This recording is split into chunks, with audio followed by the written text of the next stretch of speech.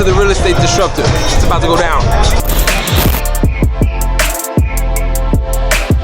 I've worked with clients all around the world, but one of the clients that I'm most proud of working with is the one who's hosting us tonight. One and only, the most infamous Ralph. Ralph, please come up.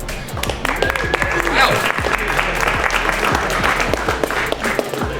If you had a time machine, if you had a DeLorean, Sure. you could go back and change a few things. What do you think? I think my first job in this business, I was working for a company that was a publicly traded company. I had risen really fast. I'd become a vice president, and what I knew from the past, and my father's in the crowd, he stayed in the same job for 30 years, and he was very successful that way. And I thought that's what it was. I thought, I don't need a network. I don't need to connect to people. I don't need to build my brand. I'm going to work here. I'll work hard, and I'll advance. And for the first 5 or 6 years of my career, that really worked. And then the market crash happened in 2007 and 2008, and I went from living in a penthouse on Wall Street to being broke, literally within a month. And that really all happened because, and what it really taught me is that I didn't have a network. I lost my job, and I went out into the world, and I was like, I don't know anybody. All the people I knew just got fired. They lost their job. The company closed. I don't know anybody, and nobody knows me. And I think from that point on, I realized that I had to really start to grow my resume and to start to grow my brand.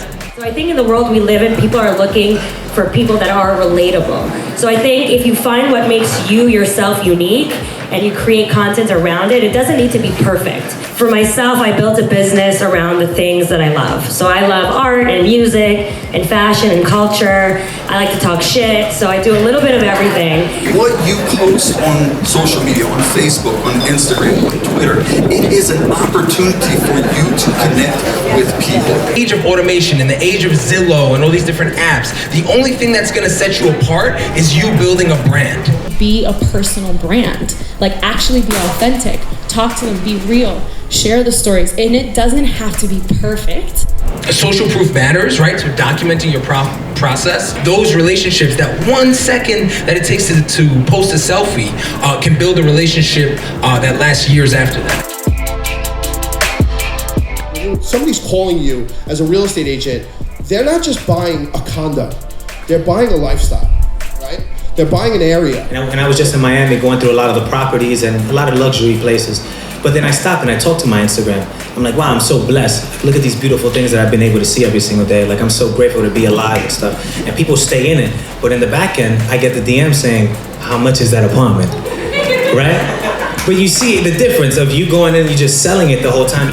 Nobody wants to be sold to. The truth is that they want to listen to your words and listen to who you are. Basically, I try to give a lot of free value and then upsell on the back end. You can use podcasts as a license to kill. So it is literally a license to network with anyone in your industry. And all these things, that's me with Paul in Miami, with Ty Lopez at some private investor dinner where everyone's supposed to have a net worth of $1 billion plus, and I'm in there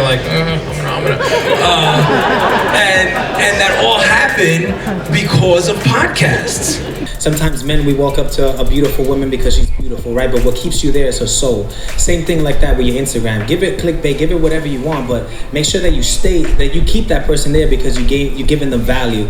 So I think that's the number one tip I could give you, that if you started today, 100%, tomorrow's gonna be a better day for you. Drop the mic.